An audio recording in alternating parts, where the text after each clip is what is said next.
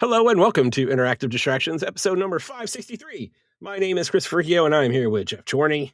What up, everyone? And just the two of us again this week. We're going to do some distractions, got a little bit of news. We have a question of the week that we threw out there to the Discord community. So several answers on that. And then I think we're going to try and bring back new releases. So we're going to give that a shot, and you guys tell us whether or not you like it. But yeah, before we do that, we always got to see what's going on. Jeff, how are you, buddy? How are you? What's going on? Yeah, I'm doing okay. Weekend's been all right, and we did replace the TV last week, so that was good. Didn't get anything fancy, just like a kind of lower mid TCL is what we decided to go with. Just replace the bedroom TV, so it seems better than our other TV that was in there, so I'm happy with that for gaming anyway. Okay. So that's kind of cool. But your main gaming TV is the one in the living room, right? Yeah. That's the main one. Yeah. When that one goes out, we'll have to get something a little more, little more higher end, I guess. Yeah. I kind of wanted the more mid range TCL, like at least with the 120 hertz. But I kind of got the kibosh on that from T. So we did the one underneath it. So it doesn't have the 120 hertz, which we don't really need for the bedroom. So yeah, I'm cool with that. I mean, if you're not going to be doing any gaming on it, I don't think it's necessary. I'll be doing some gaming, but not primary stuff at all. Yeah, and I don't need the all of your big AAA games and shit like that would actually take advantage of the 120 you're going to play. Oh yeah, I wouldn't be playing that in there anyway. Yeah. It's only the Series S I have hooked up in there anyway. So does Series S do 120?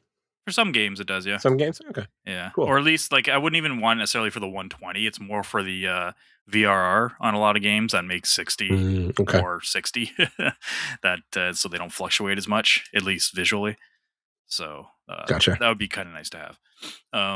But yeah, and then yesterday was my older sister's 60th birthday. So she had kind of a big thing around where they live, which is about just under 2-hour drive for us. So we went down there last night and just kind of hung out with a bunch of their friends from up there and a bunch of some other family we haven't seen in a while. So it was kind of fun. We just stayed for a couple hours. My parents came by for a bit and stuff, and my other sister. So yeah, it was a good time. And then that's pretty much it. And then now I was gonna maybe go see Mortal Kombat 2 with my nephew today. Because he so two things. So one, Tanya's like, oh, Ryan wants to know if you'll take him to see Mortal Kombat 2. And I was like, well, I will. Does his parents know that it's how old is he again? Rated? He's 12. He just turned 12. His birthday was last week. And then she's like, oh, I don't know. I'm like, you might want to talk to your sister. It's R there. Here it's rated whatever A14 or 14A or whatever it is. Gotcha. Okay. So he's technically allowed to see it here with an adult. So I'm like, yeah, you might want to ask your sister. And then so she asked my sister, and I guess his mom thought that it would have been the first Mortal Kombat movie where it's PG-13 basically. No, this one is it's gory. It's over the top gore, but it's still gore. It's bloody. So they're gonna let him watch the first movie and see if it's not so much whether he knows what's real, what's not real type thing. He's a really smart kid. He has autism, so he's very much a literal person. So he knows what's happening is not real or whatever. And but with them, it's more of whether he would take the gore type thing. Would he be able to handle it? So. Yeah, I don't know if he's watched it yet, so I never got the call to be like, oh yeah, you can come see it. So I never went and saw it this weekend. I'm seeing it next weekend regardless. But okay. The other thing is, I'm not sure if you would have brought this up before, but have you ever heard of a show called, I think it's called The Amazing Digital Circus? Yes, my kids like it. My kids are all over it. Yeah. Gotcha. So he was talking about that a while ago. Okay. And I ended up watching an episode because his mom, my sister-in-law, was basically she overheard it playing, and she was like, this is not really a kid's show, and it's really not. It's really not, no. Yeah, I was like, so I watched the first episode. I'm like, this is actually pretty funny. I was I kind of like it. It was, I think there's it's like a limited series that they're doing, and I think there's only one more episode coming out, Yeah. and that's it, something like that. But it's not nearly as bad as that other one that I can't seem to remember the name of it. But my son was obsessed with it, but it was super inappropriate Uh, for children. for children. Yeah, and he was 14 at the time when he was watching it, and I'm like, all right, I'll watch it with them, and I guess I can't Yeah. remember what it was What it called. was. Yeah, I Well, can't remember. so I told him on his birthday last week that I watched the first 2 episodes and I actually thought they were pretty funny. And for his birthday, he got tickets because I guess the last episode they were releasing in theaters or something like that. It's like I'm not sure if they're showing like the last 2 episodes in theaters or the last one. So he got tickets for that, and he basically asked his parents if I could go with him and not Mhm. his dad because his dad's never seen it. So I'm gonna be seeing that with him, and it's sometime in June. So that's kind of funny. I actually I thought it was like a yeah, it's a cool little like animated show of these crazy characters that are kind of like in a gamified world, I guess, and there's someone who's controlling the whole thing, and they are like basically, as far as I know, humans in like these avatar bodies, and all this crazy shit's happening, and Okay. yeah, yeah, Um, it's funny. I found it. Have you heard of Has Been Hotel? No, That one's way out there. is it Like, okay? yeah, it's very, uh, very more adult, like, type of humor, hmm involved. It's not a bad show. It's a good show. It's just, Yeah, it's just not a kid show. yeah, Yeah, exactly. looks You can know be deceiving. Yeah, when looking it up, it's like you gotta be careful when you look up stuff like this. Like I looked up like new adult cartoons. That was the wrong thing to look up. Yeah. So I looked up new cartoons that are not so kid friendly, and then I Yeah. got it. Mhm. So, but the one that actually came up that I'm very interested in watching that I haven't yet is the new Harley Quinn show. Have you watched that? No. There's a new animated Harley Quinn show that's more for adults. Um, Okay.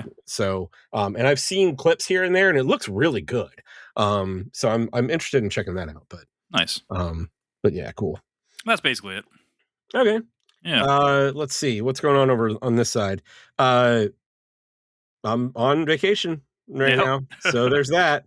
My entire team pretty much is on vacation too. So I don't remember if I said this on the show last week, but on May 1st, I dropped the email that basically said, Yeah. "Hey, don't bother my team anymore."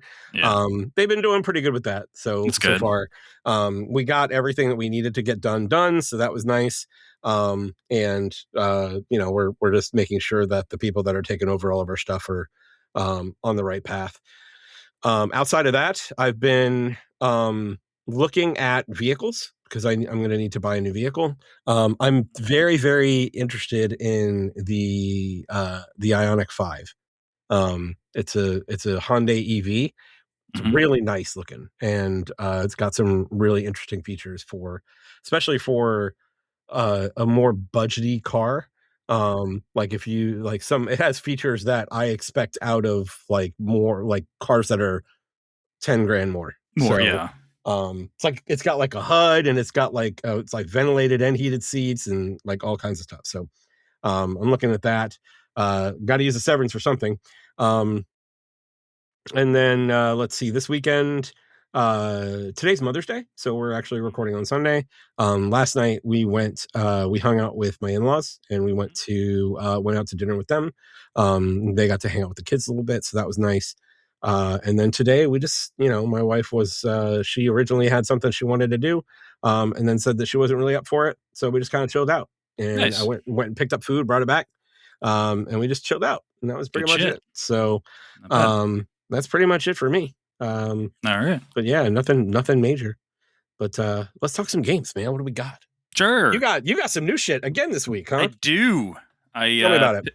picked up that, Mixtape joint that I've been looking forward to since it basically was announced. Yes, please tell me Um about this game because I watched some trailers and I'm like, I'm really not sure what this is.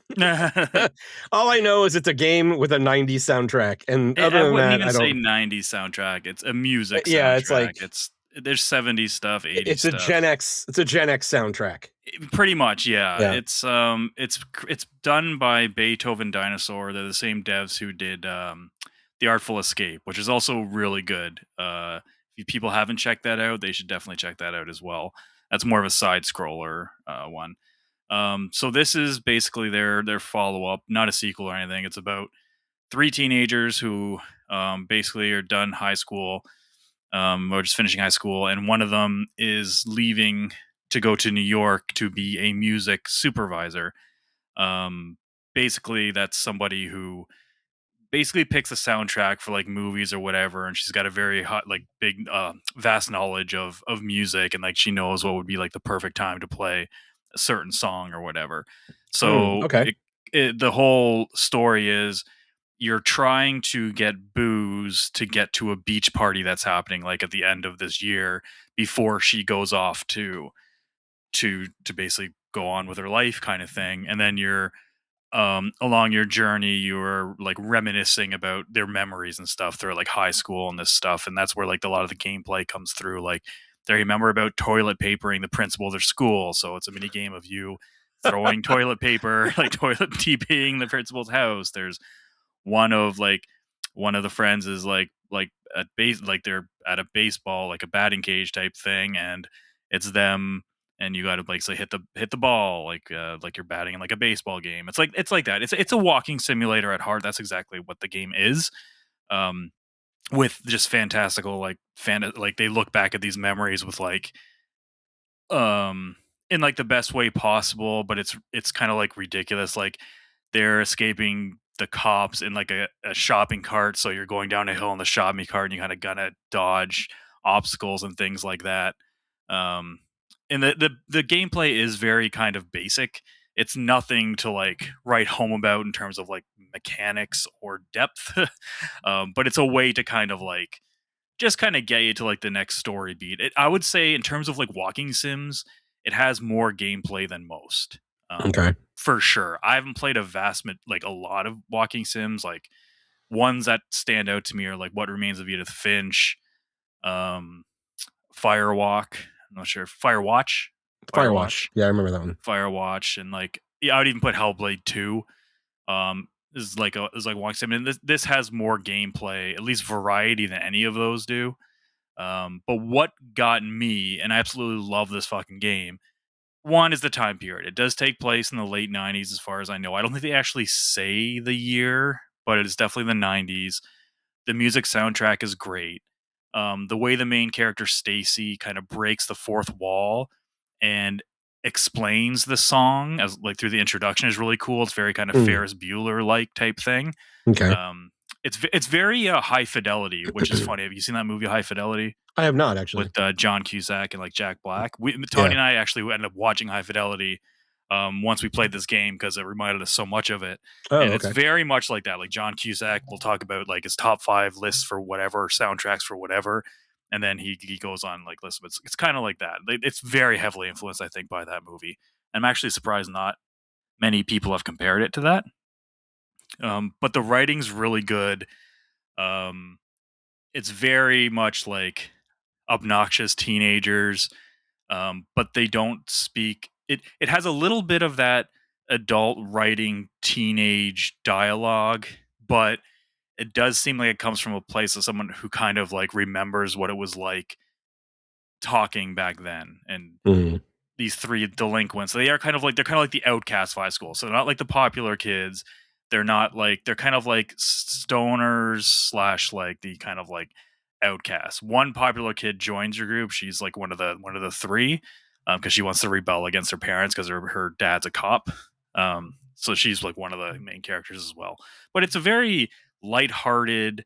Um, it's emotional. Like it's not like super sad, but it's very reminiscent. Did get me think about like those memories I had back with my friends in those days, and how it's like the message, like like people take advantage of these times, and they basically pass you by like that.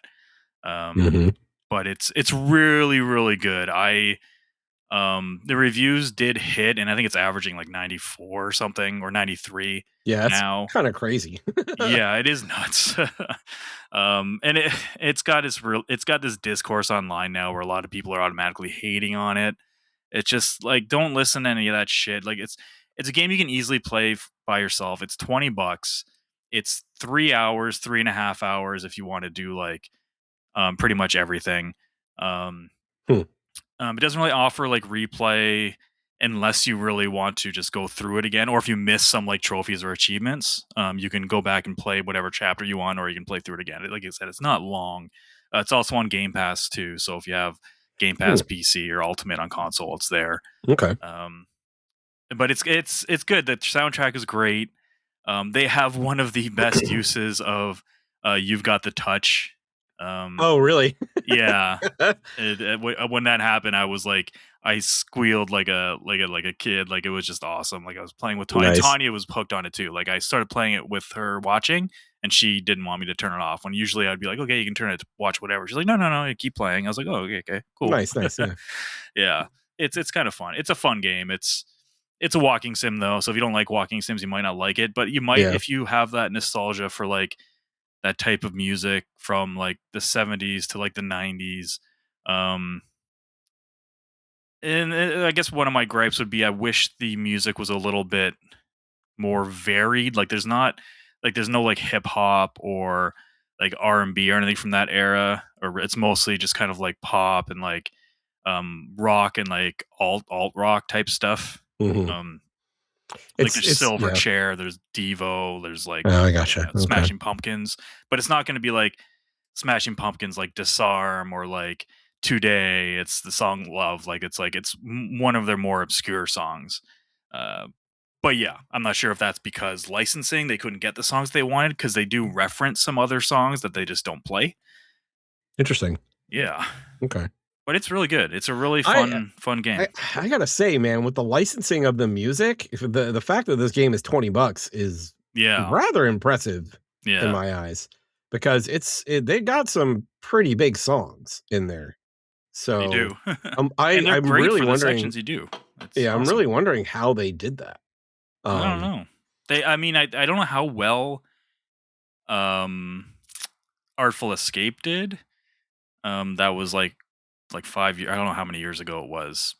Like, I don't know if it did enough to get Annapurna published it. I'm not sure if they did some of the backing. Or like, hey, we'll give you some extra cash for the licensing, because it's not. I guess it's technically not indie because it is being published by Annapurna.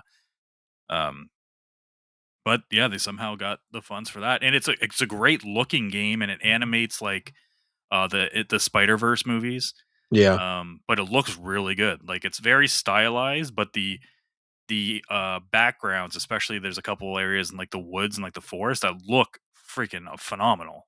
It's like, wow, like it doesn't look like low budget by any means. yeah. I mean, and So even the characters look great. Like they do. like you Yeah. said, it's very stylized, but like visually, it's very aesthetically pleasing overall. Yes. Like Yeah. I like the way it's, and I'm just kind of watching the trailer right now, Mhm. and there's some moments in there that it looks like it would be like fun to be a part of. Yeah. Um, so it's on my wish list. I haven't played it yet. I haven't got it Yeah. yet, but I have a feeling I will at one point or Highly another. recommend it, man. I'll just Even have to it's I'll getting just have to hated on. stomach I'll have to Like, stomach through the Smashing Pumpkins section. I'm not a big Smashing Pumpkins fan either. I can't Um, stand his voice, man. I don't know why. Like it like hurts my ears.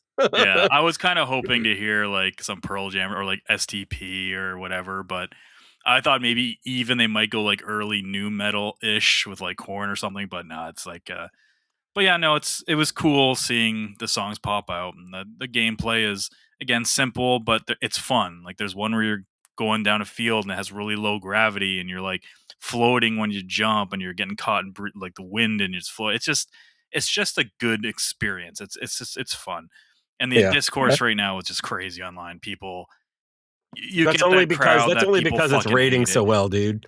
It's It's that's 100%. Yeah, it's 100% because it's rating so well, because people yeah. look at it and it's like, "Why is this game getting nines?" And Yeah, and they they play it and don't. they're like, "Oh, it plays itself." It's just, well, it's a fucking walking simulator. Like, it's not they're not trying to be fucking Devil May Cry or like Yeah. Last of Us or fucking like something like that. It's like it's got more gameplay than Dispatch, I'll tell you that much, and I love Dispatch, Yeah, but like Dispatch is great. you're controlling a character, you're walking around, you're doing stuff. But yeah, if you like walking sims, I think you'll absolutely like love this game, and especially if you grew up um, in the 90s, 80s, 90s, and have some type of like reference to that stuff. There's some valid criticism I've seen of like how much can you relate to it if you're not like a white suburban kid, which I can kind of get. Yeah. Um, Yeah. because it is all three characters are whiteness and kind of like suburbia. So it is kind of like they kind of come off as a little bit. One of them's kind of like a spoiled brat type thing, but yeah, I mean, it's, people can find enjoyment in stuff they don't necessarily relate to 100%. So Yeah. who knows? But yeah, definitely recommend. Good stuff, man. I've also been plugging away at Saros. Might be time to hang up Saros. Oh, really? Yeah, okay, so this game was well on its way to being a guaranteed on my top 10 list, Uh-oh. possibly top 5. I think it's officially been 100% knocked out of my top 5, and that's with Man, me what leaving happened? room. I got to like the 6th biome area, and the difficulty spike has just been nuts. And I all of a sudden just cannot make any progress in that biome. And I was talking to some people like, well, maybe just getting like bad RNG, which could be. That's also an annoyance that roguelite type games have. If you don't get the right rolls and the right stuff, you could be shit. Mm-hmm. But then even going back to play previous levels to kind of get better equipment to go into the six biome, I was struggling again. So I don't know if they patched it to become a little bit harder. But I've tried this biome now like 5 times and I haven't even been able to get to the boss. And it's just at this point, I'm just like, I don't know. And the way the game's set up, in a typical roguelite, you start at the beginning, you kind of go through and there's no breaks. And if you get better equipment, you can carry that into it, which is what I was trying to do. I'm in like level 6 or whatever. I'm going back to 4, but you're forced in level 4 to go back to your home base. And when you go back to your home base, it wipes out your equipment and you go back down to whatever your starting level is when you go into a biome. So it was a waste of time. So I did that. I mean, I got some resources to get some minor improvements on the skill tree, on the attribute tree or whatever, but nothing that was like a lot of the stuff I already have that make a big deal. I already have unlocked. So yeah, so then I went back to the 5th one and same kind of deal. When you beat that boss, it puts you back to there. I'm like, well, now I can't. So I'm just trying to grind my way at it. And after a certain amount of times, Chris, I just can't take it anymore. I'm like, Yeah. I need something. Like if I was at least getting to the boss and just like dying at the boss, I could be okay. I just need to learn the boss and I'm good. But I'm not even getting to the boss. And sometimes I'm not even getting to like the second part of that biome, like the first part, and then you do the second part where you bring in the eclipse. Yeah. And then you got to go find the boss. So I'm still going to do it. I still have some time before Forza Horizon 6 is out. So I'm not going to put it down yet, but I might start something else this week. Like I might start Kiwami 2, Yakuza. And if that grabs me, then Saros is probably going to be put on the back burner just because it beat me, Chris. It's not yet. It hasn't, Geoff. Yeah. You still got time. You still got time. I'm bending quite a lot, and I am too old to bend this way. No, keep doing the lethal weapon thing. I'm not too old for this shit. Yeah, I'm not too old for this shit. I'm not too old for this shit. Yeah, yeah. We'll see. It's still really good. To be honest, I've already played more than I thought I would, considering Returnal didn't grab me. I do really like it. I forgot to turn my light on. I was gonna say I was gonna say anything. I was like, well, maybe you just wanted a little bit. Maybe it's like I don't know, too hot or something. Just forgot to turn it on. Yeah. Good stuff. Keep at it, man. I will keep it at it. I'll have an update next week and see how far, because I think I'm pretty close to the end. I think I'm towards like the end of the game. So I think if I can just push through this, I should be okay. Mm-hmm. Yeah. Good what about stuff. you, Chris? Let's see. I had a list. Let me pull up my list. I'm gonna make sure that I cover everything. So, Control is finally clicking. I'm Yay! kind of excited about it now. It took a while because there were like all these there were moments in combat where I was like, I really wish I could do this. Like, I really wish I could dash. And then it's like, oh, here's an object of Here's the power. It lets you dash. dash. Yeah. Yep. It's like, oh, okay. So whenever I get an object of power mission, just drop everything and go fucking do that. That's what you're 100%. saying. Yep. 100%. So yeah, I'm getting further in that. It's definitely feeling more like a 3D Metroidvania right now. So that's kind of what it is. It feels like more story driven than ability driven, though, it seems. But the I'm enjoying the combat a lot now. I've been having a lot of fun, just like, and the thing about it is that you can just kind of, the way they send enemies at you, you can just kind of stand back and just hurl shit at guys. Yeah. And there's so much So shit happening, like the particle effects and knocking shit over. It's so good. sometimes that's a little too much because like you start losing sight of the enemies that you're fighting because of an explosion or it'll like some of the debris, like a lot of destructible environment stuff going on, which is really cool. um Dude, I'm not sure like Remedy is just really fucking good at animating speech. Like they Animating speech. Yeah, so when people are talking, like, it fucking looks like they're Oh, talking. yeah, yeah, Like, yeah, okay. they're Yeah, really good at that. yeah. And I'm trying to think of, like, who might be better at it than Remedy is, and I'm not sure because Control looks fantastic with that. It does look good. Um, Yeah. and this is a game The from Uncharted and Last of Us games do really good with that too. Well, yeah, I don't yeah. yeah, and I yeah. still think Remedy might have them beat though. They do a really good job. But yeah, enjoying the hell out of the like the powers and like the upgrades and stuff like that. I'm still not exactly sure how you get points for like your ability trees. I feel like it's just complete missions, get points, and then you get to do I'm stuff. pretty sure. Yeah, I Um, can't really remember. It's been a while. yeah, so it's not like you level up or anything. It's like Hmm. you complete a mission and you get rewards for the mission, and some of the rewards are points to put into your ability tree. So trying to dump a lot into the damage from the telekinesis, like that's what Mm-hmm. I seem to be floating towards. Um, Loading. ah, uh, and I just upgraded the grip gun, Mm-hmm. because that's the one I always end up going back to. It just feels good to use. Yeah, Um, trying to remember what I so used. the right now I Have you have opened up all the gun not all of them. variants? No. No, not all of them. I have the grip. I have the shotgun one, which is the scatter, and then I have the spin, which is the auto. The auto one, Um, yeah. and this the I forgot what it calls it in the game, but the sniper version. I have that available. I just don't have the Don't the use it. necessary parts for it yet. Trying to think of where I'm at, like what the next thing I have to do is. I just met Marshall. So I had to go to um where did I have to go? Research. I had to go to the research sector.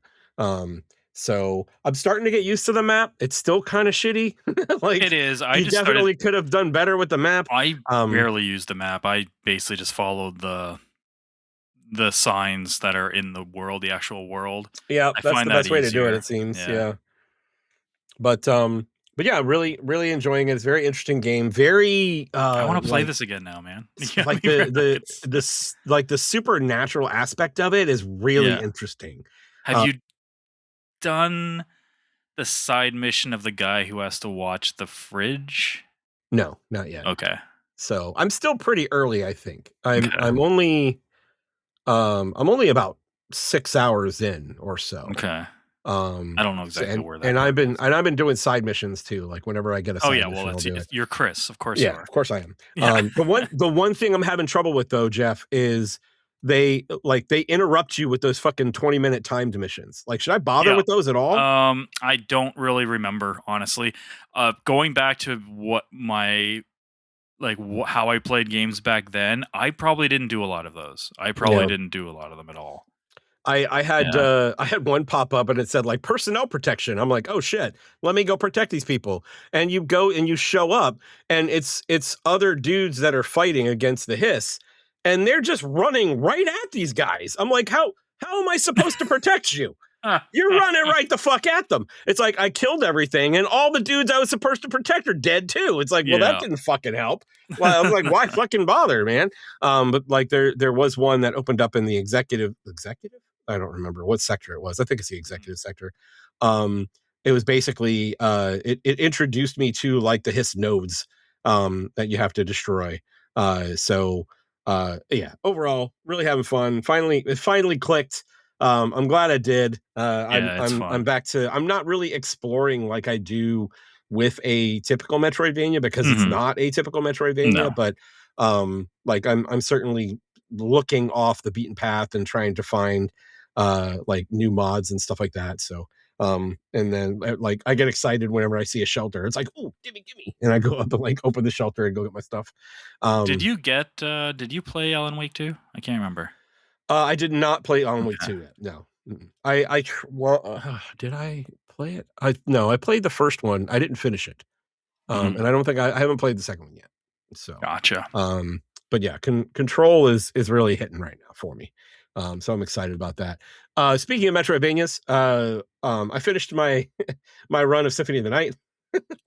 Congrats. So, I told you I was playing on luck mode, right? So, um, I did not even have to grind for the Chrysogrim. So I essentially walked into the Upside Down Library, and when I got there, I did what I normally have to do. I went and explored the entire library, and by the time I left the library, I already had a Chrysogrim. So, for those that don't know, in Symphony of the Night, Chrysogrim is the best weapon. There's really not much argument to have about it. You can essentially run an attack at the same time, and hitting the attack button once shoots out four blades in very rapid succession, and it basically just tears up anything. It's kind of not fair. I mean, Mm. it's kind of I feel like it's cheating. But And games I, like that back in the day, it's like if you did that shit, you deserve it. You deserve to be OP.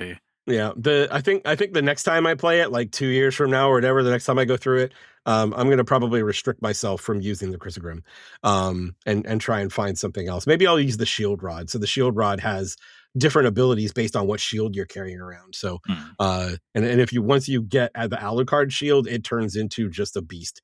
Um, but and that's one of the things that keeps me saying that it's still the goat. Like, whenever I go back to it, I remember, like, how much there is to this game. It's like, there's all the familiars that you can get, there's all the spells that you can cast that are like fucking Street Fighter moves. Mhm. And, like, I was actually showing my son some of the different spells that you could do, and there's one, like Soul Drain or something like that, and it's back, half circle, back, forward, The and then Dark you hit Metamorphosis, that one? no, Dark Metamorphosis is the one where it just, if you get hit by blood, you heal. Yeah, yeah. The Soul Drain just attacks anything on the screen and basically sucks its soul out and gives you health back for it. Mm. But it costs like 50 MP. Gotcha. So it's really expensive. But yeah, it's to do it, it's back, half circle back, and then forward, if I remember correctly. And it's half circle back up, so on Mm. the top end. Um, yeah, just there's so much to this game, so many different weapons, like different combinations of weapons can lead to different attacks. Having two of the same weapon, certain weapons can lead to a different type of attack if you have one in each hand.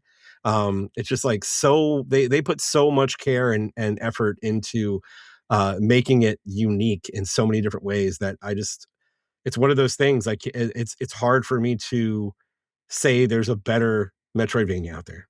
Just even 30 years later, It's GOAT for a reason. let's go for a reason. So after I finished Symphony of the Night, I realized I have never gotten 100% on Rondo of Blood. So I started playing Rondo of Blood. Not super far in it. I'm on like stage 3. I did already save Maria, so that's good. You save Maria on stage 2. You have to the way that the Rondo of Blood works is there's multiple paths in many of the stages, but the way you open them is different in each one. To get Maria in the second stage, there is a candle that drops a key, and it replaces your sub weapon. So you have to hold on to the key, not pick up another sub weapon, and then get to a gate that's in like one of the lower areas that has the fish dudes that pop up. Mm-hmm. And you open the gate to save her.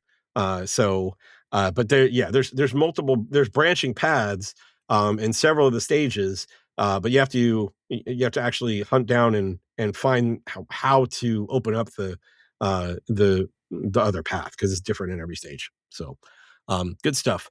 Let's see what else. Shantae Advance got through chapter 3 or most of it. I think my next stream is going to be the last stream for this one. Going to be able to finish up chapter 3, and then after that is pretty much go fight Risky. So Wednesday at 7 p.m.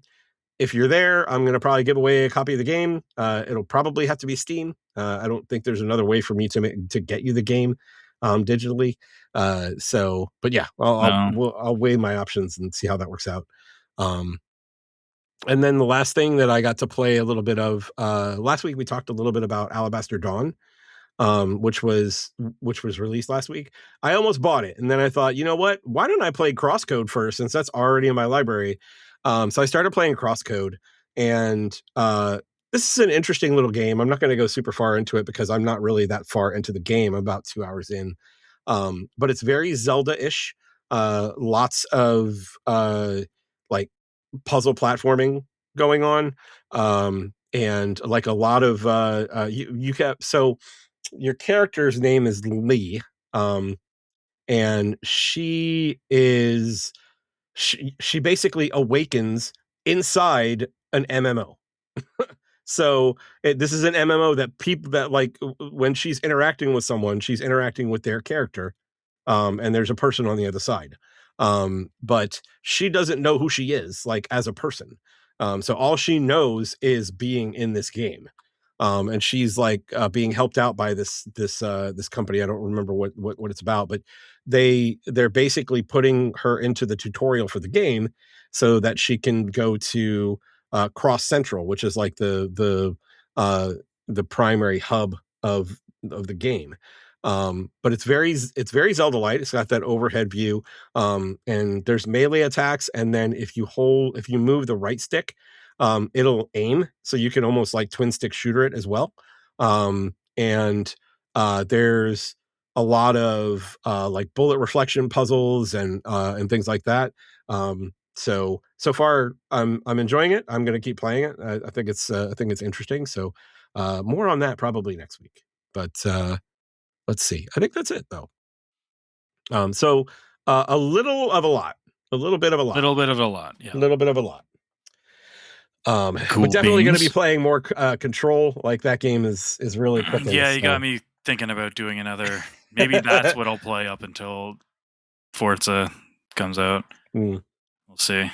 Well, the hope is still that the second game, the next Control game, it's not going to be really the second game, right? It's completely different. It's a new, yeah. But I wanted to at least have an understanding of what was going on in that universe before I jumped into the new game that's coming out. So very cool. Awesome. Let's do some news. What do we got? Yeah, not a lot of news. Nintendo kind of shadow dropped a direct last week. Star Fox. They did like a little 15, 20 minute, can't remember how long it was, somewhere in between there, where they announced the new Star Fox game, which is not a new Star Fox game. They're remaking it's a remake 64 of an old Star Fox. Yeah. Again. This is now be the 4th Star Fox 64 Really? remake, I think. Yeah. I didn't know that. Yeah, so it was Star Fox 64, then Star Fox 3DS, I think was also 64, and then there was another game, Star Fox. Was it the one that was on Wii U? And even Star Fox 64 is a reboot of the Star Fox franchise from the Super Nintendo. So in a weird way, they've done this 5 times. But in a weird way, they've only made one fucking game 6 times. Yeah, I'm trying to remember what there's definitely at least 2 remakes of Star Fox 64 technically. I just can't remember what the third one, because there was the one that's on DS or 3DS, which was basically the 3D version of it. So this is a total remake from the ground up, basically. Um, it looks pretty, looks good. It's just on Switch 2. It's not coming to Switch 1. Did you watch this at all, or the I trailer? did. I watched it. Yeah. Okay. Mhm. What do you? Because the characters. Let's I start don't. I there. don't like the characters. Yeah, I don't like the they. way. Like they're a little too realistic looking, Yeah, and because and I think the big thing for me is that it's a complete reversal of what I expect from Nintendo. yeah. You know, Nintendo is good about making these, cute. Not I don't want to say cutesy, but Well, definitely yeah, more they can be cartoony-ish, cutesy, kind of. cartoony, Yeah, but certainly less of the realism than what they did with this. I honestly would have loved them to use the style that they did Star Fox in the movie. in the movie. Like Yeah, he looked fucking awesome in the movie. yeah. I don't Um, know why they didn't do that. yeah, I I don't mean, either. Like they that's could have easily done all the characters in that style, and I think yep, everybody would have been super happy about that. Um, 100%. It yeah, looks it. It gives Star Fox. It gives Sonic the Hedgehog movie before they redesigned Sonic. When vibes. Yeah, exactly. Yeah, it's like ugly Sonic or whatever the meme was. Like that's kind of what he looks. And I think Fox looks the worst out of all of them. Oh, do you Uh, think so? I I think think so. I think Slippy does. Slippy does look pretty. Yeah, yeah. Slippy's pretty bad too. The other two aren't too bad. The bunny, and the fucking Falco, the fucking space chicken or whatever the hell he is. The Space bird. fucking yeah, they look weird, but the actual game I think looks good. Like graphically, it looks decent, but it Yeah, is I agree the there. 64 version prettied up, which is fine. I weirdly enough never played Star Fox 64 the campaign. I Yeah. played the verses a lot at friends' house, but I never Mhm. played the actual campaign. I messed around with it when it came to the Nintendo Online, but I only played like the first level or something like that. So Gotcha. I'm looking forward to it. Now it is $50, which is better. It's I guess that's considered budget these days. But from a lot of people I hear, like it's not a long game. Like you can beat the game in like 45 minutes or something like that. If they If are you're doing essentially a remake of the N64 Star Fox, what I never bought the N64 Star Fox, and the mm, reason I never bought it is because the first time I ever played it and sat down and played it, I beat it you in beat about an it, hour. Yeah. yeah, And I and was like, I don't want to. And yeah, it was like this is when this is when I was in college and I was working at the game store. hmm And I played it there. Like I was off that day and I played it there and just beat the game. And I'm like, I yeah. I'm don't not think I'm buying buying this. this. Yeah, I'm not buying this. Yeah. Well, that's the thing here. It's probably going to be they are adding cutscenes and stuff like that, which will of course lengthen it. And there is multiple paths, and they are adding like challenges now. You could do if you want to get all like the challenges or medals or whatever. So there is that. So they are adding some stuff. Just it doesn't seem like it's going to be like a lot of tangible stuff that like adds to the actual core game. Yeah. I So will probably get it. here's the good thing about the N64 Star Fox, and I'm hoping that they kind of lean into this a little bit. There Mhm. are multiple paths. Yeah, So it's like I beat the game. It was just one path, right? But yeah. You there didn't do are all the multiple stuff. Yeah. yeah, so there's multiple paths. You can like each stage. It's like similar to what I was saying with Rondo of Blood. You do something specific and it opens up a different path. And I would be interested to see how that goes. So I did play what are the other Star Fox games? I played Star Fox Command. I think that was it. That might have Um been one of the other remakes, maybe. so let me see. I know Uh Command was like the half adventure, half flying one, right? Star Fox Zero. That's the one I played. So Star Fox Zero was on Wii U, Wii U, yeah. and that was the one that was like just fucking awful controls because they made you aim with the fucking The Wii tablet. the Yeah. tablet. But the game was okay. I mean, like I did play through it all. Um, and now that I'm thinking about it, I don't think I played Star Fox Command. I don't remember. I did play the hell out of the first game. And like The Super the Nintendo one, original I game. played a shitload of it. Yeah. Yeah. God, going back to that game right now, whew, man. Oh, it's like 15 frames a second, and like exactly. yeah, ships But are like 3 polygons. yeah, I It am was interested. mind-boggling back then. It blew my fucking mind. I was like, holy shit. I am interested. I mean, I don't think like I would certainly want to get the physical version of it. It was So $10 more. $10 Well, more, which yeah, means I would probably wait until it was on a sale or something. it's Nintendo. I know. And it can't be a key card. If it's a key card, I'm not It buying probably it. won't. I don't think Nintendo games have been key cards. Good. Yeah. Yeah. And I feel like Star Fox is it would be easy enough to stick it on, one on the Yeah. size card It's they've not got, gonna like be, like, 64 huge. gigs or something. Yeah.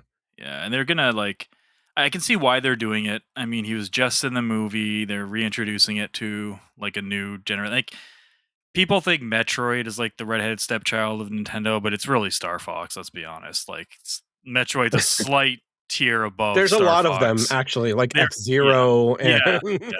Yep. like there Actually, are yeah, they haven't several. touched F-Zero in forever. Yeah, F-Zero. When was the last time we had an F-Zero, right? Oh, So they did that F-Zero 99. I guess that was the last one, which is not oh really, yeah, it like, was just like the new Super one. NES F-Zero on a Yeah, well, bigger they had, like, the scale. challenge, Yeah. yeah. Yeah, Um, so I'm looking forward to it. I'll probably grab it, I think. We'll see. It's a little bit pricey, I think, for what it is, but um yeah, yeah. I will have it on my radar. I don't know if I'm Yeah. gonna. I'm gonna see what else I'm playing around that time. It comes out June 25th, I think is the release date, or Okay, 29th, 25th, I think it is. So we'll figure something it like out. that. I But could if I can look at. you want to talk Uh, about expensive prices, though, Nintendo has finally announced that they will be increasing the price of the Switch 2 um, in September. At least they're giving a heads up. a more of a heads up than a week. I think Yeah, Sony gave a week. They're giving a few months, so that's good. It's going up $50 basically yeah. in US dollars across the. I think it's going up 50, and actually that's not across the board. It's different, but it's the equivalent of $50 US. So Yeah. Thanks, AI. yeah, yeah, Oh man, yeah, I feel like there should be some sort of penalty for companies that cause consumer goods across the board to go up in price. Like yeah, AI companies and companies they're the ones doing this. yeah, It's like you could easily like actually set aside enough chips for, for these consumer electronics, but they don't. So, no. because they want the money. They And want all that money from all the yep. And big they want all that money, corporations. so it raises all the prices on the rest of us. And it's Yeah. really fucking annoying. Oh, that was a news thing I left out. Actually, is a little bit of a positive news that Xbox Ash has said they're taking out Copilot Yes, they're ditching from the new Copilot. Xbox. Thank Yeah, God. I mean, that's that was a just good move. one thing they're removing. That doesn't mean they're ditching AI, but they are ditching Copilot for Yeah, the yeah, consoles. that is a good thing. That is a Yeah. good thing. Well, but AI though, that's a conversation that I think we should probably have at some point. Like now? Yeah, I got time. You want to do it now? So we did put a question out there to the community. And the question was, and this is I'll just read what I put out there for Hmm. everyone. AI seems to be a big talking point everywhere right now. Is it ever okay for developers to use AI? And if so, what scenarios? And my little disclaimer was keep in mind that I'm talking about any developer, AAA studio or single person indie. Is it ever okay? What is your opinion? We'll talk about it on the next show. So we did get a bunch of responses on this. So I'm just looking at the Discord right now. Do you want to go one at a time, or how do you want to do this? I have no idea. You're much better at reading stuff out loud than I am, but let me Am pull it I? up. Ooh, that's bad. Well, Let me I'll do pull the it up first two. though. How about that? Because Sure. the first one is pretty quick. Two Renix just said no, and that's it. Well, I could have done that Just one. just no. Eamon Knight, a longtime friend of the show, he says, Amen. Do as shaman. a as a dev myself, who uses AI as a tool to help me streamline my work, I believe this is a touchy subject.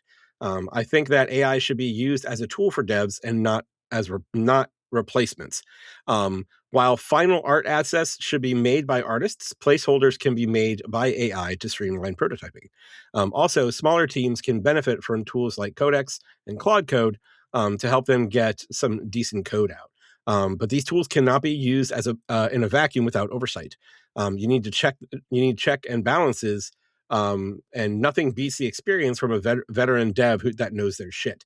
I understand that sometimes the budget doesn't allow for hiring a room full of experts, but you can get one or two and find out good devs. Wait, what? But you can get one or two and find out good devs that can bridge.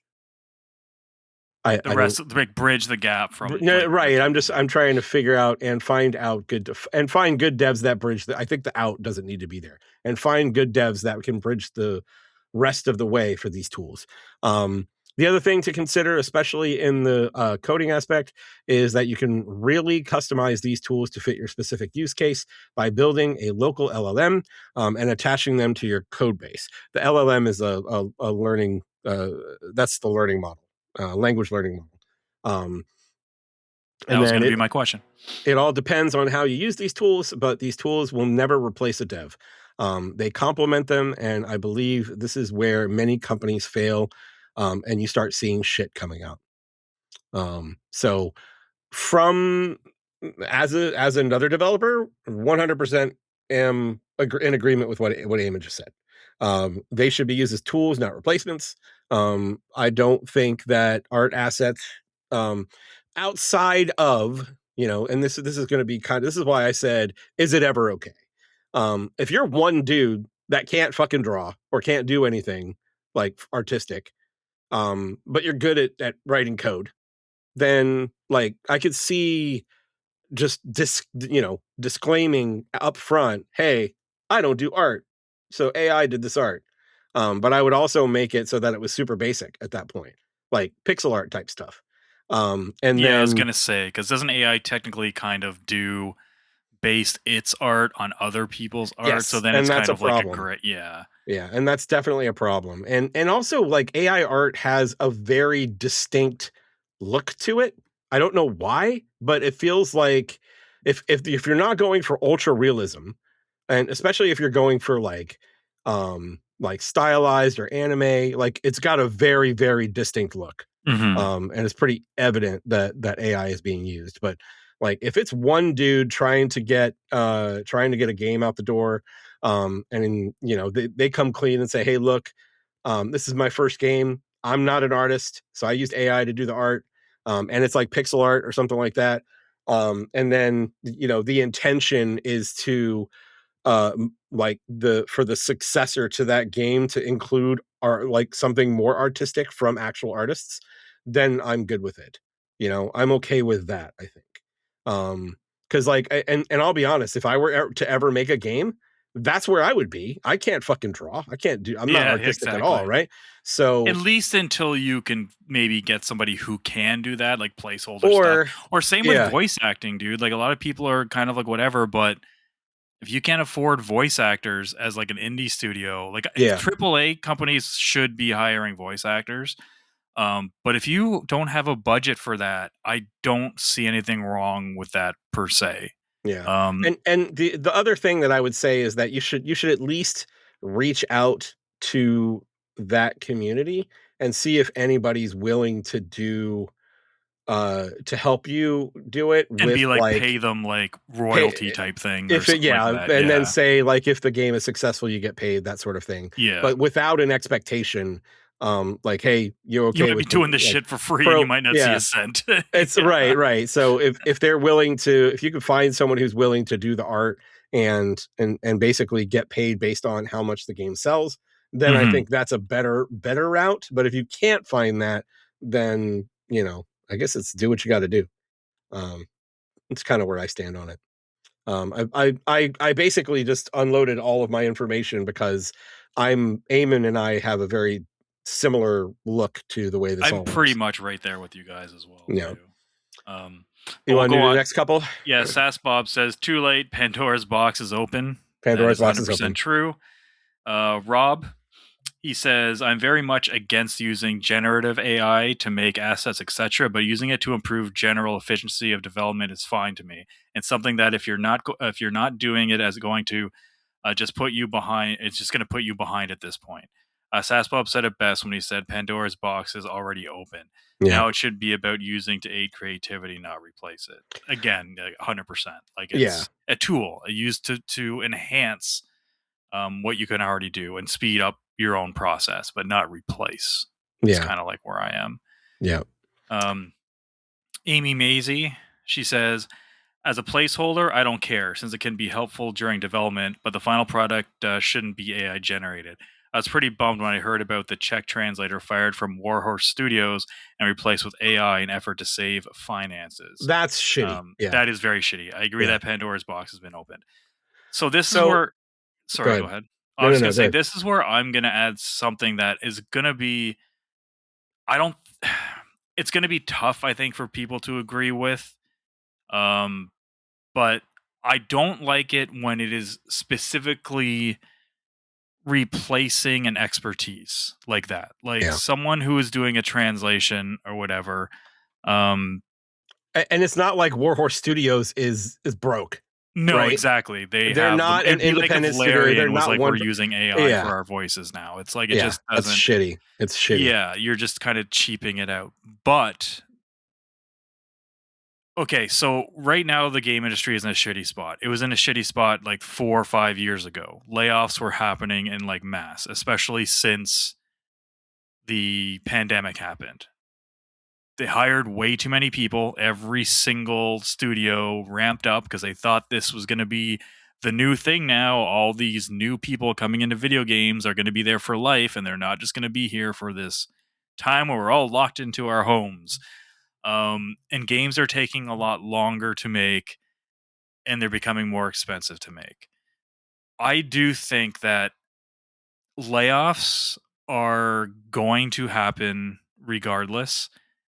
But if AI can help developers stick within a reasonable budget and not take forever to make games, yes, it is going to cut some jobs. But I think that's going to create more job security for people that are in the industry.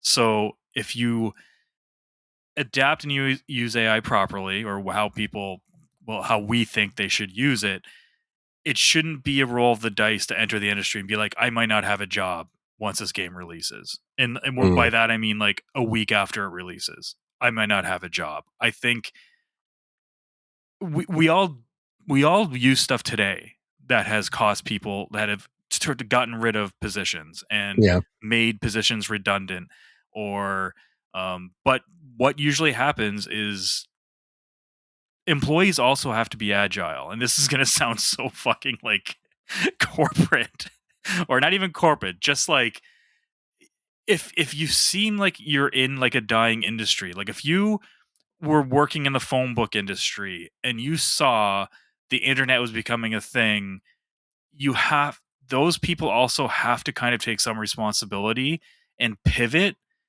and learn something new, or see where that part of the industry is going to, and then to create your own security. Like, I don't, people can't rest on their laurels and be like, well, if my job is gone because my job's not needed anymore, that just sucks. It does suck 100%. But if you know that it's a chance, I think people should kind of take on some accountability and be like, okay, I need to start learning something, or how I could use AI to help my position and what I'm doing.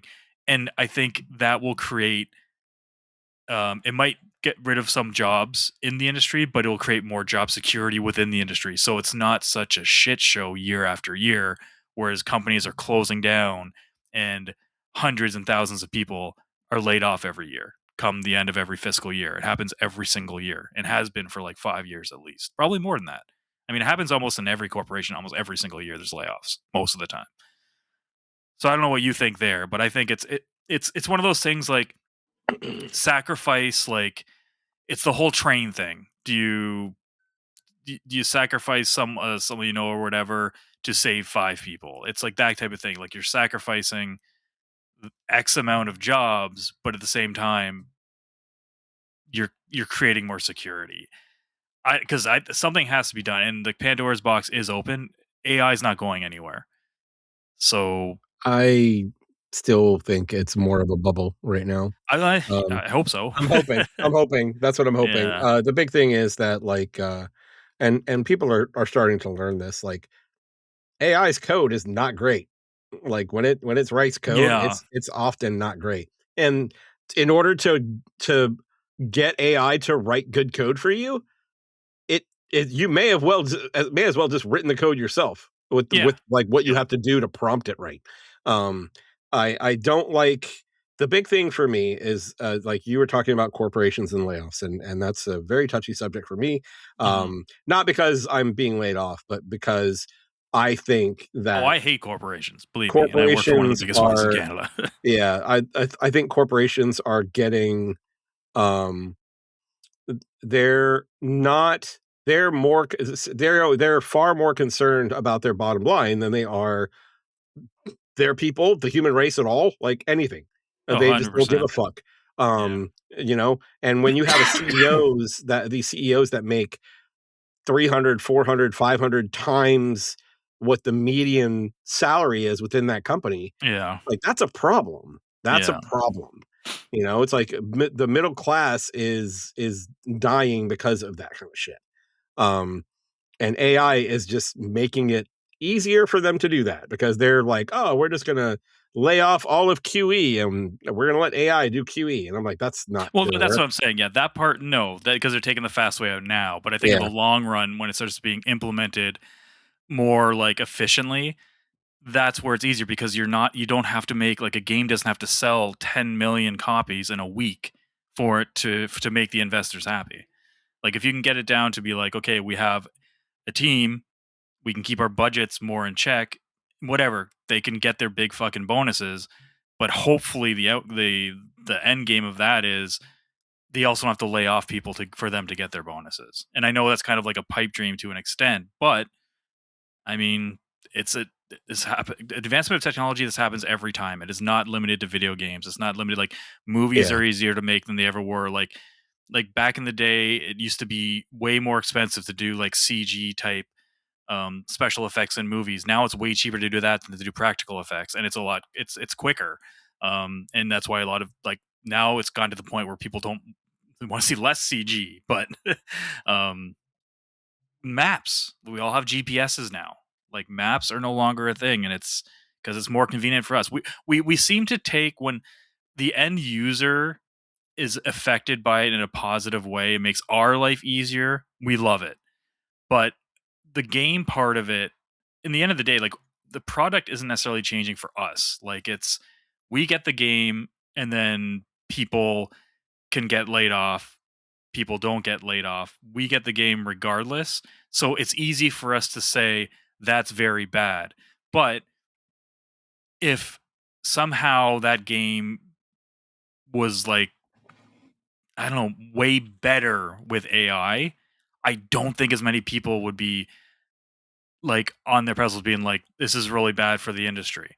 I think right now it looks really bad because it looks like shit. Like a lot of the yeah. AI stuff looks awful, and It's that yeah, plus all the layoffs, plus all the yeah. increase of prices, like, It's and that's the thing. all of that, And plus combined, yeah. our power bill's all going up because of, like, Oh god, if there's yeah, any data center near you, your power bill's probably going up. So, 100%. it's like and that's the thing, it's like one of the things that I feel like you could do to make them, more responsible is like, sure, you can put in a data center for AI. You gotta figure out a way to power it yourself, though.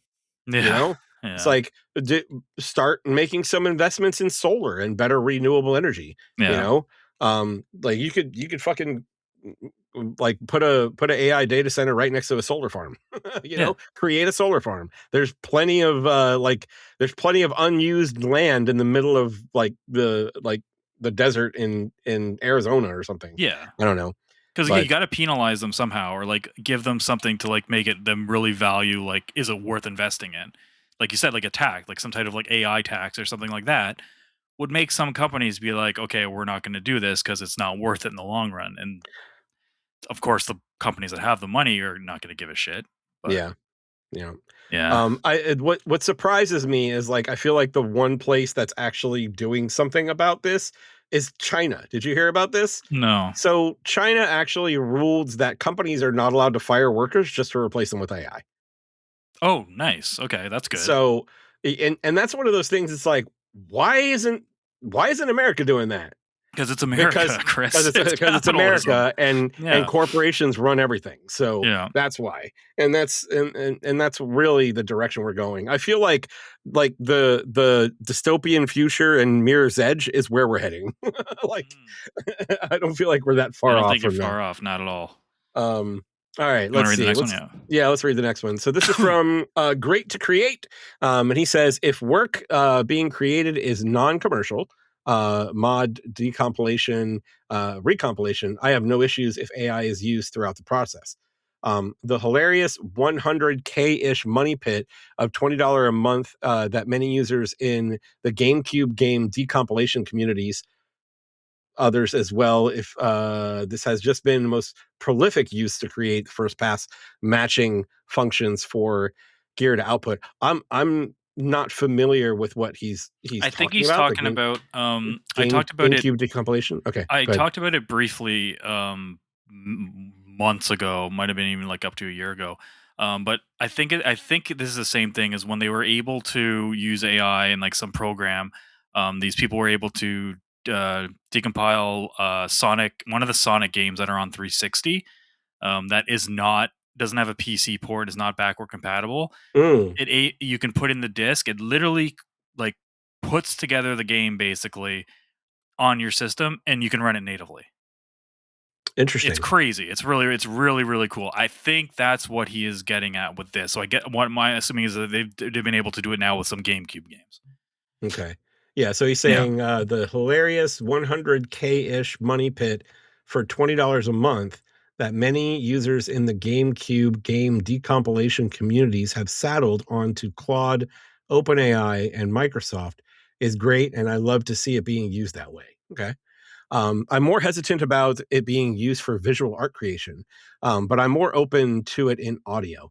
If the option is we have no voice acting or in our non-commercial work or optional AI voices, I'll take the AI voices.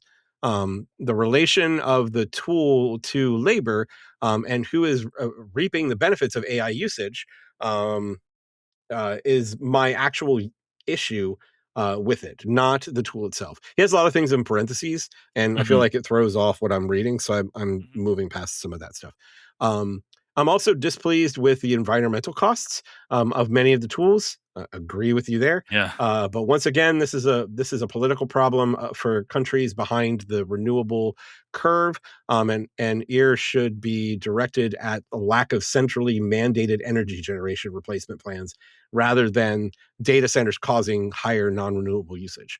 Um, that I kind of agree with too. It's like for some countries it would probably be okay because they're more leaning towards renewable energy, whereas Hmm. we still don't in the No, U.S. And I'm not sure what Canada's use of renewables is right now, but I don't know what the actual like percentage is, but we're not 100% on board yet, unfortunately. um, I I'm hesitant to say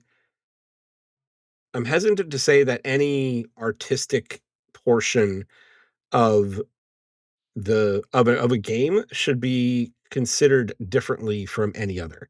So, like visual art creation and actual voice acting, like I think both of those things are super important. So I see where he's getting at. If the option is we can't do voice acting, then include AI voices. Sure, I get that. But it goes back to do you have the resources to do voice acting? Um, because if you do, you probably should. That's what I'm Yeah, getting at. if you're just doing it just to save money, and it's not a this game will not come out with voice acting if we don't do it, I think those are kind of two different things. It's like we can do it, we just choose to not. We'd rather, not put our funds towards that, and especially not voice acting that is someone else's voice or something like that. In terms of like we want this voice actor to sound just like Ben Starr. Like no, Oh yeah, yeah. Don't yeah. yeah. And that's Like that if is they're a doing it with their different own voice, sure. yeah. That is a different thing altogether because there are actually people that are generating contracts with actors to continue using their voice with AI. Yeah, And I think one of the and I'd have to look this up to make sure that this is, actually accurate, but I've heard, I don't know if it's true, that Disney and James Earl Jones made an agreement for them to use essentially AI to mimic his voice for Darth Vader for the foreseeable future. I don't see anything And wrong with that. that's the thing. It's like for that particular like instances like that Mm, where there's such an iconic voice associated with it.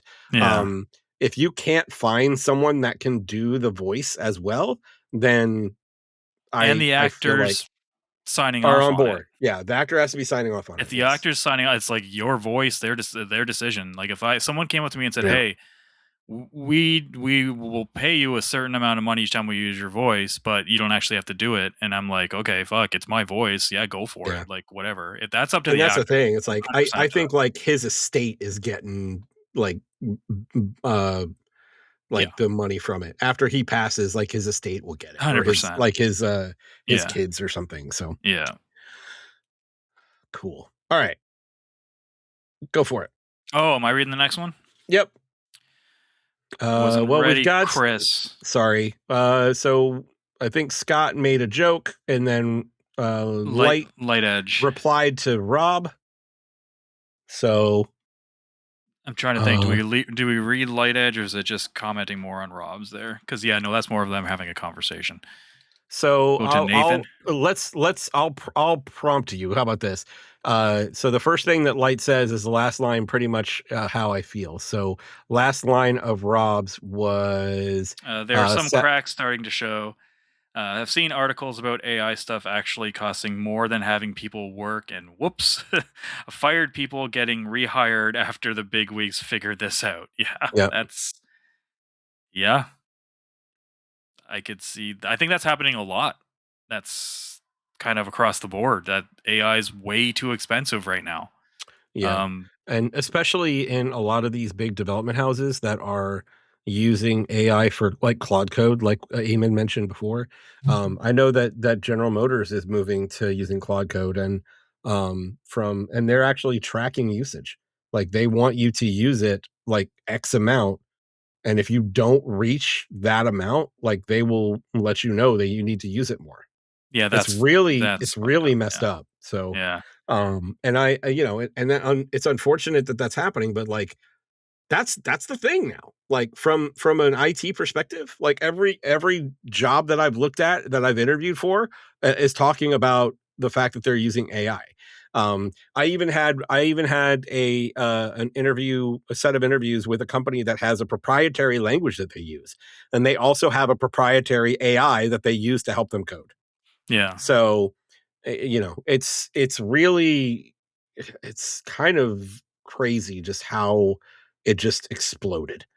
Um, and I have a feeling that we're going to run into is um, a lot of this stuff is going to increase the amount of tech debt that is created. Um, and It's and already started. Like that one big AI company who basically bailed, and they're not. It's Mhm. good. I think they screwed over Microsoft. Good.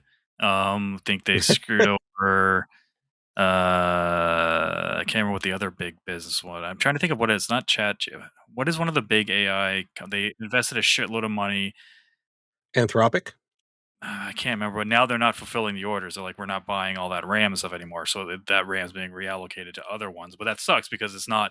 I thought when I first saw this, I'm like, okay, cool. Maybe we're gonna have RAM now reallocated to consumer goods, but that's not the case. Mm-mm. Um, Nope. Um, Ooh. shoot, I had But a thought and I lost it. yeah, I was gonna say like, yeah, and the company rehiring back. It's like that's the case of where I think it's like they fired and got rid of the wrong people. Again, Yeah, when I'm saying like jobs are gonna be kind of sacrificed, I'm not saying more of the people that deserve like their jobs, whatever. I'm talking about more of the ones that like I'll keep it real, and I'm sure everyone knows this, and people have people that work like this. There are people who have jobs that probably shouldn't have their jobs. And That is absolutely true. Yes. gaming right now is the biggest it's ever been. And there are people who literally might be decent at coding. They literally went to school for it just to have a job in the gaming industry, but they don't actually give a shit about their job. There's people in my industry like that. Tanya tells me stories all the time about people she works Hmm. with. And if it comes down to a company being like, we have Chris who does a great job, we have this other person who doesn't do such a great job, they're a shitty employee, but we need to have that work completed, even if it's half-assed or whatever. If that person can be replaced by Chris adding some kind of AI to his job, I think that is valid. Hmm. Would you rather them hire somebody as well? Yes, I guess. Here's But when an industry gets a certain size, a lot of people go into an industry just to have a job, and they don't they coast, and that happens everywhere when oh somebody's no, and big. yeah, you're absolutely right. You're absolutely right. What's interesting is that I know someone that worked with me that was that sort of person. Hmm. And they ended up getting laid off with performance layoffs. Yeah. Um, and I just found out that that person found just recent, and this was about over a year ago, well over a year ago. I found out that they just found a new job and are moving to New York for that job, and I'm like, okay, hope that works, you know. But it's hard to look at that and be like, are you going to be able to make it there? So we'll see what happens. Yeah, it's head scratcher. Yeah. Yeah. The biggest concern that I have with the way some companies are doing things, especially with like the AI layoffs and all this stuff, is that they're focusing very much on the younger side of the developments aspect, and focusing on bringing on more senior level people and then using AI with the senior level people. Problem Mm. with that is that you're going to run out of senior people. And if Yeah, there's no junior people that were in that are these being jobs, brought up. Yeah. exactly, that aren't being trained and gaining the knowledge to become senior, you're suddenly going to have no one to pick from. Yeah. So that's a huge problem too. Yeah. Um, and Too yeah, much knee jerk reaction going on right now. Those are the layoffs I don't yeah, agree with. It's the knee yeah. jerk reaction, like they cut them off to make a quick buck, and they're doing it way prematurely. Like Yeah, it's and not. what I'm really hoping is that the companies that are doing that, that it comes back and bites them in the ass. I really, 100%. Yeah. yeah. You want them to get Uh, fucked, and you kind of want to hope that the other people don't have to be rehired because they already found another job. yeah, yeah. So, Last one. This is from Nathan. He says, such a loaded question. I know. You're welcome. My thoughts are this. Devs need to define AI when disclosing what is used in the game. 100% agree with that. Generative AI, or is it another form? When I think AI, I think bots in games, but now there needs to be clarification so people don't lose their minds at the word AI. I won't go as far as to say generative AI needs to stay out of the process 100%. Um, if it's used to help build out an idea, create a format, and then artists run with it and touch it up from there, then cool. But as we have seen, this has become a problem. Spots get missed, AI seeps through, devs get crucified. So yeah, even as a that's. tool, it becomes problematic. The Mhm. simple answer is to keep it out. Period. I find myself aligning with the thought process that you give Gen AI an inch and will inevitably lead to taking the whole cake. So, um, I I do think some of the stuff that consumers have been upset about when it comes to AI in games It's is overblown. is way overblown. It's Yeah. fucking Expedition 33. It's like Yeah. it's a poster, you know? It's like it's just a placeholder, it's a poster, they Yeah. removed it, it's not a big deal. Yeah. Um, and, like, Same thing for happened with that Crimson one, Desert. Yeah. yeah, same thing with Christmas Desert. And for that one, Expedition 33 got, like, removed from an awards list because of it. It I'm like, did "That's because crazy." they didn't stipulate put it on their thing saying they used Yeah. generative AI. Fucking Larian got crucified, dude, for saying that they've used generative AI for placeholder stuff and to do whatever. And like, what's his name? The head of the company had to come out and be like, we're not like none of this is going to be in the shipped game, guys. Like we use it as a tool, and Yeah. like they have to be able to use it as tools. We can't sit there and cry that games are taking 10 years to make and they're costing way too much money. And then when these developers are choosing to use it, Larian's independent. They're not being forced to use this by some corporation. They are choosing to do this on their own to make their lives easier. Because if you're telling me that if someone came to you and said, "Hey, I have this tool that's going to make your job easier and you have a stressful job," fuck you if you're going to sit there and be like, "No, I'd rather not." You are 100% going to do it. And it's like you have to let them have that leeway to do it as well. I think Yeah. there's a morally I think there's a morally gray area, there's a more morally dark area, and there's a morally like fine area. I don't know why I use different fucking adjectives to describe all those, like whatever, but I think that in certain areas it is absolutely fine, and developers should not be like raked across the coals for finding out something slipped through the cracks. That is ridiculous. Like um it's Yeah, I'm with you there. I think, like, from my perspective, like, final thoughts on this would be that, like, AAA studios and shit, you should like, none of that shit should bleed through. no. Like, if it does bleed through, explain it and then fix it, right? Yeah. But you should absolutely be using real artists, real voice actors, etc. Yeah.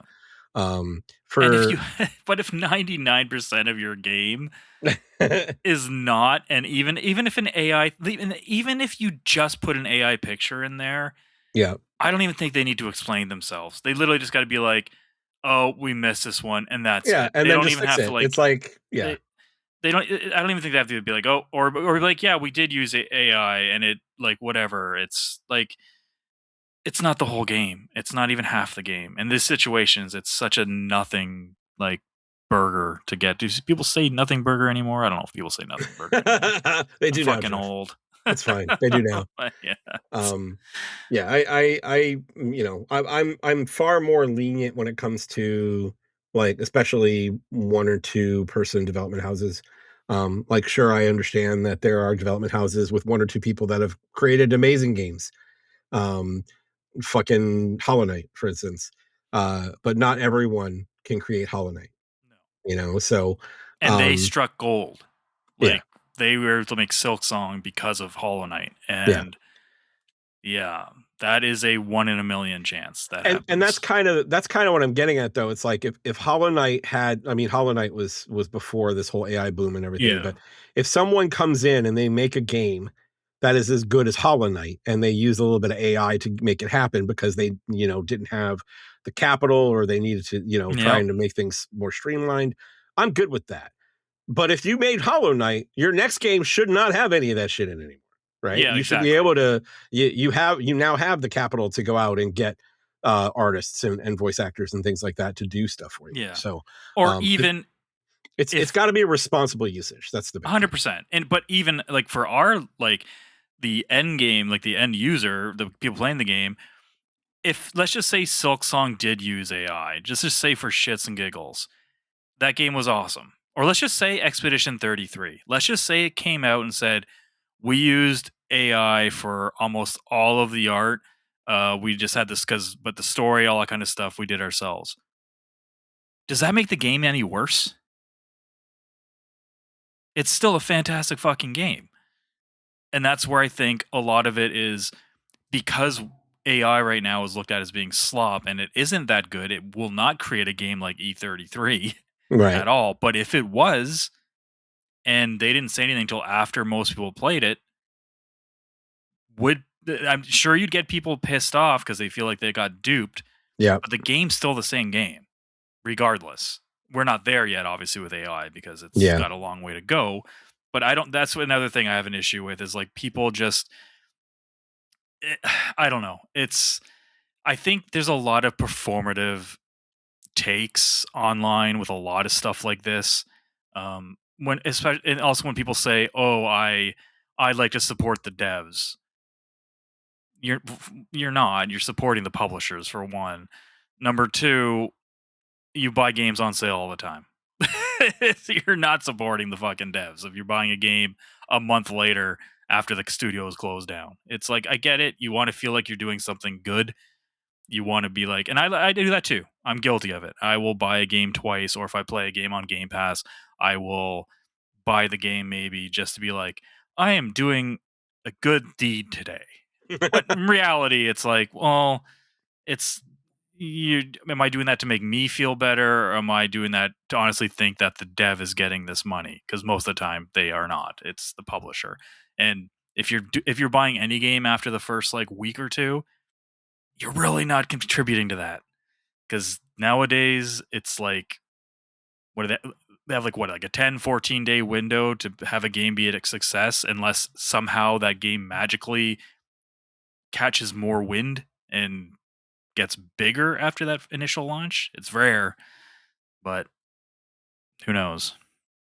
I don't know. I I just, yeah, I had a thought there to go into with it, but like, if we're getting products from AI that are really good, I think you're going to see a lot of people change their tune.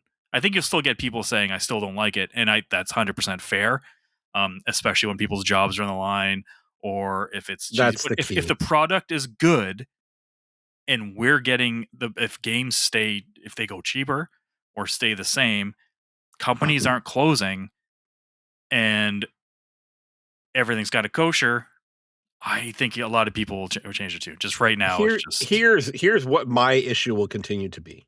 Mhm. Um, Number one, we talked about it already. It's jobs. It's like people giving people jobs, making sure that their voices are heard, their artistic talents are seen. Yeah. The other thing is that regardless of what you do with AI, it is not original. No, that's yeah. It is not original because it is pulling from however many different sources and smashing it all together and giving it to you. So It might that never be has that to as good as yeah. yeah, and It's that's true. It's like the so that would be my issue. That would be my issue. And I think that what we would see is if you did make a game as big as E33 with that much AI in it, I think people would know about it earlier anyway. well, that's Like that's it what would I be mean. Like evident. mine is totally hypothetical based on people Yeah, couldn't tell, but people can tell. Again, people it's can tell. it's something I don't think will ever happen. I won't say never because you never know. But the way it is now, that'll never happen. But I just mean thematically and from people's perspective on AI. Um, I think that would change if the product in our hands ended up improving, Yeah. or being at least on par with something that was curated. I just think inherently by AI that will never happen. So it's not really I something that's really a moot point. It's kind of more me being like, well, maybe, but really no. I've used it for I haven't used it as much for work, but I've used it for I've personal never used it things. for much to work. Um and I still hate it though. I I don't. I've do. used I it for still hate dumb it. shit. I'll ask it stuff. I have no problem asking it, but even then, I always double check anyway. I don't use it as like the final sort, like Yeah. source of whatever. And I've used it to do some dumb pictures and stuff here and there. But after the novelty wore off of like whatever, I'm like, yeah, this is kind of dumb. And you're right. Nothing did look original. In fact, if anything, it made me like be like, did I when I bought that drawing off Etsy of me and Tanya for like Christmas, was that just done by AI? I should try to recreate that and see what fucking happens if it gets like the exact same one. Because when I got it to do a picture of me doing whatever, I was like, that is very similar to the style that this thing that I commissioned. But mind you, Mm. I did commission way before the AI boom happened, but it was still in its infancy. So for all I know, it could have been. I should go back to that guy's store and see if he has comments being like, this is all AI. All But we were right. ignorant. So I think that's that. You have any last minute comments or is that it? no, I think that's it. I think overall Yeah. it's blah. I I can see the ups. I definitely see the downs. I do think it has the possibility to adds some stability to the industry for some jobs that are on like the bottom level, I guess, like the entry level jobs. I think that those people just need to kind of like the companies need to implement everything properly, and yeah, and it should never be used for art based things or game design. I think that is like that comes from the heart, man. I'm with you. Comes from experience. What about you? Any last word? No, I think Final I pretty much thoughts? wrapped it up. I pretty much wrapped up already. I don't like it. I understand that as Sass Bob said, Pandora's Yeah. box is already open.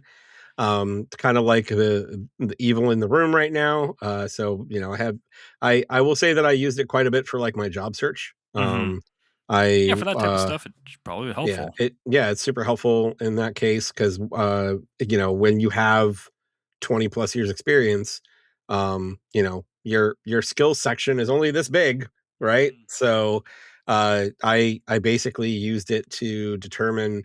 I handed it like a list of all the skills that I had, like that I've used on resumes before, and said, all right, here's my skills list. Look at this job description, and what skills should I put? Drug dealer. You know, drug dealer, yeah. Um, but Game you tester. know, so it's certainly helpful in some cases, but it you know, it needs to be used responsibly. Maybe you And could I do game testing. Maybe that'll like I mean, game testers is an actual job, but maybe it's better at finding out bugs and glitches. Who knows if that becomes a thing, right? That might be a positive thing. I don't know. Just spitballing here. yeah. Cool. Let's do some new releases. Sure. Something new, but not so new. Um, let's If, see. yeah. Coming out this week on the 11th. So 11th is tomorrow. So today Yeah. is the 10th. Yeah. Battlestar Galactica's Scattered Hopes is coming out. It's a PC game. It's like a tactical survival roguelike. Ooh, no. It's also on Scott's fantasy team. Oh, that is the one. Is that a Scott's? Yeah, Yeah. that's on Scott's. Double Scott's. who? Let's see, Outbound, which is an open world like camping exploration crafting game or something. Okay. So I don't know a ton about that. Call of the Elder Gods is coming out on the 12th. That's like there's a demo on Steam for this. I'm not even sure how to explain it. But it's kind of a Lovecraftian, like god themed adventure. And yeah, it's, if you're into that sort of stuff, there's a demo. So go check it out. Nitro Gen Omega, which is a tactical RPG. It's like anime and mech type uh, RPG, I think. On the 13th, Feline Forensics and Meowseum Mystery. Pick of the week. So pick of the week. So yeah, this is like a detective puzzle game, and you're like a noir cat detective. So let's see, May 14th, Hotel Architect. So this is a hotel construction and management like sim game. Subnautica 2 is going into early access on the 14th. Hmm. So for those that are into Subnautica, that's something to look forward to. The Caribou Trail, which is like a World War One like first person adventure. So I'm not too sure much about that either. Whirl Light, No Time to Trip, which is a point and click graphic adventure. That's like a based on like time and sci-fi elements. And on the 15th is Gold Adventure Gold, which is already in early The access sequel and is to leaving. Silver Adventure Silver. Adventure Yeah. Silver. um I'm not so what I've read about this is that it's like a colony simulation, and you're kind of managing a town with an adventuring economy. So sounds, I mean, I could say it sounds interesting, but Sounds I know I'm riveting. not gonna. Yeah. And then Steel Artery, Train City Builder, which is essentially a city builder that's set aboard a moving train. So that is new releases I like for this next week. segment because we can go back to us being totally ignorant dicks towards new Yep. releases we've just never heard of, and then like one of these might actually be really great. Oh, I'm sure there will be some really great ones in here. But yeah, I'd actually be, part of this. If there are listeners that have played some of these, I'd love to hear from them about them. So, I'll be honest with you though, I kind of want to check out the feline forensics and Meowseum mystery. That sounds really I was gonna say funny. is like anthropomorphic like animal noir stuff like the new hotness, because I mean Mouse PI just came out, Mass and that's PI like just came out, right? I'm actually gonna look this one up real quick and see if I can find it on Steam. Let's see. Uh, it looks like, oh, it's kind of stylist. I like it. Yeah. Let's see the store page. Oh, it's all in black and white. Interesting. Well, if it's noir, yeah. Yeah. Well, that's true. Yeah. Well, not all in black and white. There's a little color here and there. Yeah, it looks like a lot of like museum puzzles. Art is really cool looking, like a very stylized. Interesting. Anyway, that is new releases. I don't really have a pick of the week. I would probably say Battlestar because I like Battlestar, or Subnautica, one of those two. Subnautica. I'm not personally gonna pick any of these myself, but Subnautica would be the only one I'd probably be a little bit interested in. I guess Alright. Forza Horizon technically early access is this week too, but it's not officially out this week. Oh, is it? Yeah, if When you pay is for that? the early access edition, I think it's this week. Forza Horizon is I'm on the getting it physical. 19th. I don't think there Okay. was a deluxe edition, so I don't think I even get that early. So I won't be playing it this week, but Yeah, it looks like that's coming out on the 19th, so that's the next week. that's the official release. Yeah. Yeah, next Tuesday. Okay, cool. Yeah. Good stuff. That's a show. Cool. Yeah, you have anything you want to get out there before we I do wrap this up? not. I'm really mad now. I didn't get AI to do my response to the whole AI controversy. I should have done that. That would have been a good bit. We Yeah. still do it. We got time. No, I'm good. Thank you guys for listening. Hope you enjoyed the show. If you did, please tell a few friends about us. And if you're on YouTube, please like, subscribe, and comment on this video. We certainly appreciate when you do that, and it helps us out a lot. Other than that, interactivedistractions.com will lead you to our link tree. And our link tree has our Discord. So come by Discord, chat about games with us. We'd love it. But until next time, my name is Chris. And I'm Geoff. Play your games, and we'll talk to you next time. Peace. Hey, Lou. Hey, Lulu. Hey, girl.